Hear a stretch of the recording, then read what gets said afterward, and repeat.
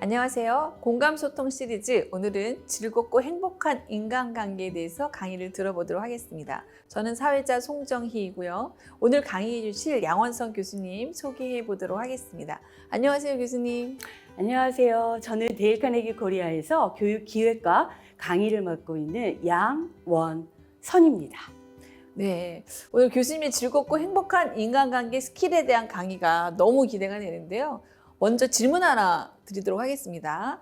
어르신들의 몸과 마음 건강에 인간관계가 정말 중요한가요, 교수님? 네, 물론 굉장히 중요합니다. 미국 하버드대의 연구 결과에 따르면 삶의 질을 높이는데 인간관계가 가장 중요하고 그 반대로 사람들을 죽음에 이르게 하는 것은 바로 외로움이라는 것입니다. 연구 책임자인 정신과 전문의 로버트 윌딩거 박사는 인간관계가 좋은 사람들은 육체적, 정신적으로 건강하게 장수했으며 또한 정확하고 뛰어난 기억력을 갖고 있었다라고 이야기하면서 그러나 인간관계가 적은 사람들은 기억력이 더 빨리 나빠지고 우울증을 경험하는 사례가 많은 것으로 조사됐다고 이야기했습니다. 윌딩거 박사는 이 연구를 통해서 우리 연구는 가족과 친구, 공동체와의 관계를 중시하는 사람들이 좀 더 행복하고 성공적인 삶을 산다는 것을 보여주고 있다고 이야기하면서 친구들과 접촉을 늘리고 봉사, 종교, 여행 등 새로운 일을 같이 하면서 인간관계를 활기차게 만들라고 조언했습니다. 와, 그 박사님의 연구를 들어보니까 인간관계가 매우 중요하네요, 교수님. 그럼 어떻게 하면 즐겁고 행복한 인간관계를 만들 수 있을까요? 네. 100년 가까이 인간관계에 대한 질문의 답을 찾고 있는 사람들에게 가장 사랑받고 있는 데일 카네기의 인간관계론에서 그 해답을 찾아보도록 하겠습니다. 모든 사람들이 원하는 것, 그러나 대부분 얻지 못하는 것이 무엇일까요? 이 질문에 대한 답을 찾기 위해서는 먼저 다음의 질문이 중요합니다. 인간은 어떤 존재일까요? 어떤 대상을 제대로 알기 위해서는 그것을 끝까지 살펴보아야 합니다. 영화 한 편을 보더라도 결말까지 지켜보아야 그 스토리를 잘 알 수 있고 역사적인 인물에 대해서도 그 사람의 한 가지 업적만 볼 것이 아니라 인생 전체를 바라볼 때 제대로 된 평가를 내릴 수가 있겠죠. 그런 면에서 인간이란 존재를 이해하기 위해서는 마지막 순간에 결국 우리는 무엇을 원할 것인가? 라는 질문을 던져보는 것은 매우 의미가 있습니다. 혹시 우리 사회자님은 삶의 마지막 순간에 무엇을 원하는지 생각해 보신 적이 있으신가요? 갑자기 교수님 물어보시니까 글쎄요. 그런데 삶의 마지막 순간을 막연하게 생각해 본 경험은 있어요. 그때 저는 남편과 아이들이 또 부모님이 생각이 나더라고요. 대부분의 사람들은 마지막 순간에 가족을 많이 떠올리게 됩니다. 혹시 우리 어르신들은 삶의 마지막 순간에 나는 무엇을 원할까 생각해 보신 적이 있으신가요? 만약에 없으시다면 지금 한번 생각해 보시기 바랍니다.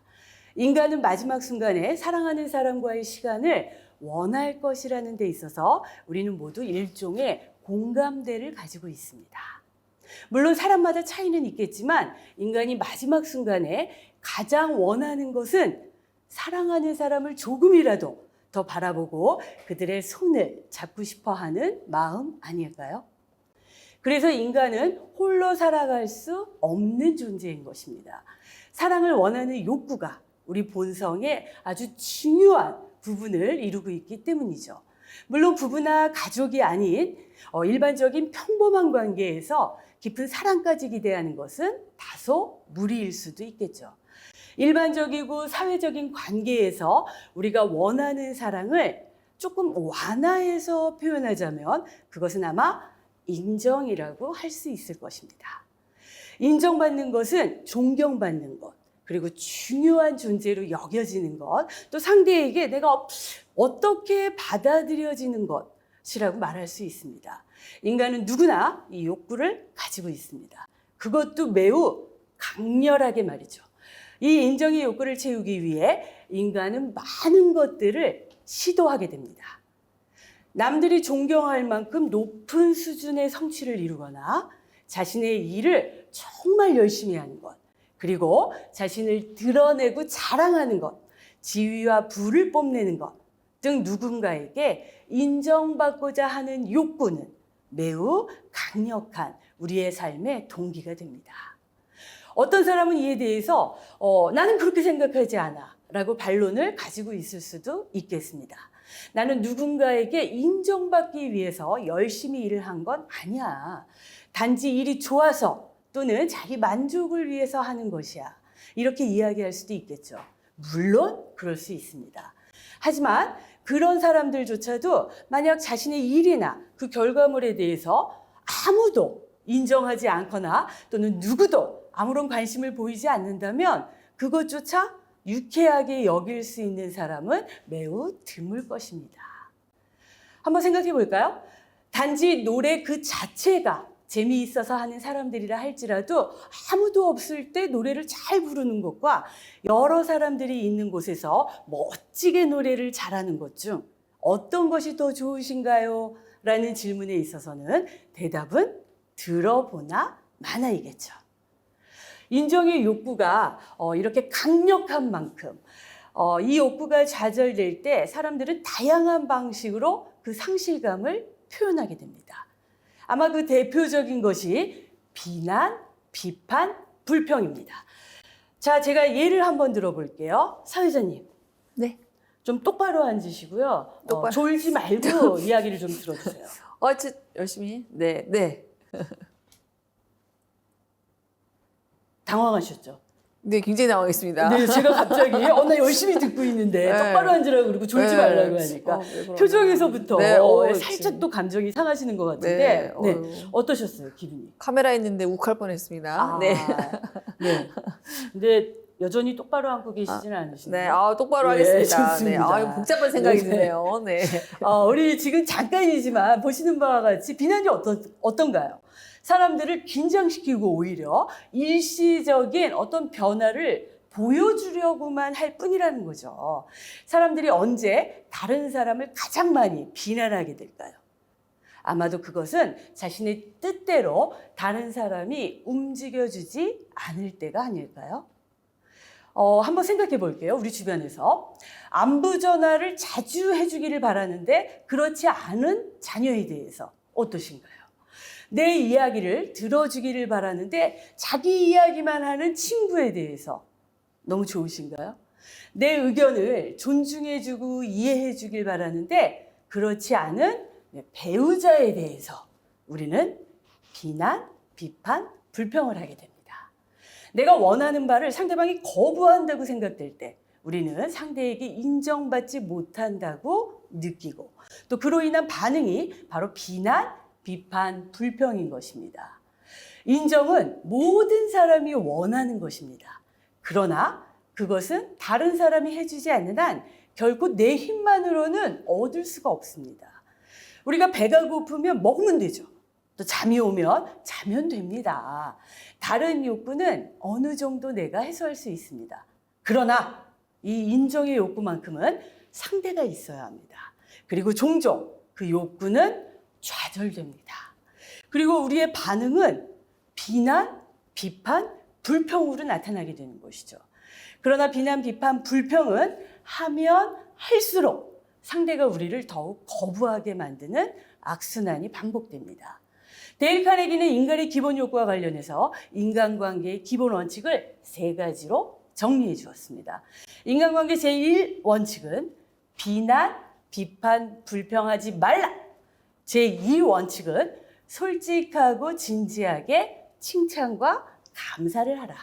그리고 제3원칙은 상대방의 열렬한 욕구를 불러일으켜라입니다. 솔직하고 진지한 칭찬이야말로 우리 인정의 욕구를 채워주는 가장 좋은 방법 중에 하나입니다. 물론 비난, 비판, 불평은 이 인정의 욕구를 좌절시키는 가장 강력한 도구라고 할 수 있고요. 그렇다면 현실은 어떨까요? 혹시 사회자님은 평소에 비난, 비판, 불평을 많이 하시나요? 아니면 뭐, 칭찬 감사를 네. 많이 하시나요? 솔직하게 한번 얘기해 보시죠. 얼마나 솔직해야 되죠? 네. 아주 솔직해야 됩니다. 네. 사람에 따라 좀 다르긴 한데 비난, 비판, 불평을 좀 많이 하는 것 같기도 하네요. 네. 우리 송정희 사회자님은 정상일까요? 정상이 아닐까요? 정상입니다. 다행이네요. 네. 대부분의 사람들은 비난, 비판, 불평을 많이 합니다. 이 영상을 보는 우리 어르신들은 어떠신가요? 칭찬 감사를 많이 하고 싶은데 혹시 대화가 끝난 후에 비난, 비판, 불평을 많이 했다고 후회하지는 않으시나요? 제가 교육에서 만나는 많은 사람들에게 이 질문을 하면 거의 대부분의 사람들은 비난이 많고 칭찬이 적다고 대답합니다. 이것이 바로 인간사의 비극입니다. 대부분의 사람들은 칭찬을 원합니다. 그러나 대부분의 사람들은 비난을 많이 합니다. 그렇다면 좋은 인간관계를 위한 첫걸음의 답은 아주 명확합니다. 비난, 비판, 불평은 줄이고 칭찬, 감사는 늘리는 것입니다. 하지만 굉장히 간단해 보여도 쉽지 않은 길입니다. 왜냐하면 사람들은 비난이나 비판으로 원하는 것을 얻을 수 있을 것이라는 아주 큰 착각을 하고 있기 때문입니다. 특히 요즘 TV에서는 독설가나 할 말을 통쾌하게 내뱉는 그런 사람들이 조금 더 멋있게 보여지기도 하고 또 그런 캐릭터들이 유행을 만들기도 합니다. 하지만 현실에서는 어떨까요? 아이를 비난하면 공부를 잘하게 될까요? 자녀를 혼내면 연락을 나에게 더 자주 할까요? 배우자에게 불평을 하면 부부 사이가 더 좋아질까요?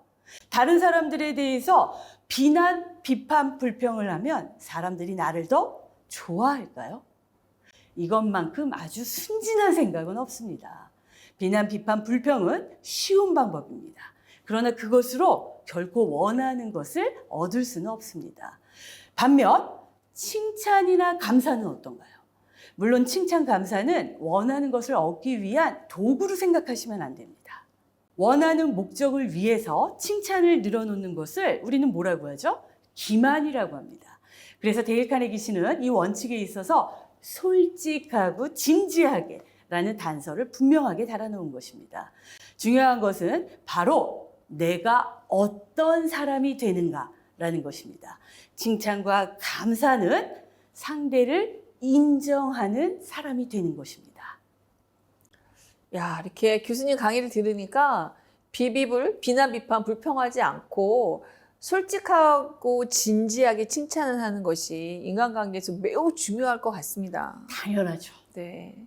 교수님, 이제 우리가 이런 내용을 들었는데 사실 좀 쉽지 않은 건 배우고 싶은 건 도대체 솔직하고 진지하게 칭찬하는 방법은 뭘까? 배우면 할 수는 있는가? 궁금하고요. 또 세 번째 원칙, 조금 약간은 낯설은 원칙인데 그 부분에 대해서도 좀 자세히 설명해 주실 수 있는지 너무 궁금합니다. 네. 걱정하지 마십시오. 네, 아. 이 강에서 그 네. 방법을 반드시 알려드리도록 하겠습니다. 네, 이 수업 들으시는 어르신분들, 네, 저희가 이때까지 비난, 비판, 불평 많이 하셨다 해도 괜찮은 거죠?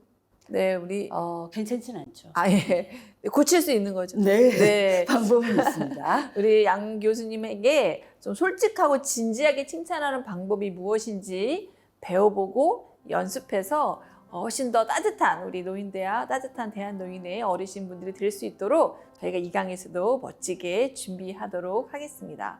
자, 우리 열강해 주신 우리 교수님 너무 수고 많으셨습니다. 감사합니다. 네, 저희는 이 강에서 조금 더 열심히 열정을 다해서 우리 어르신들 다시 만나 뵙겠습니다. 수고 많으셨습니다.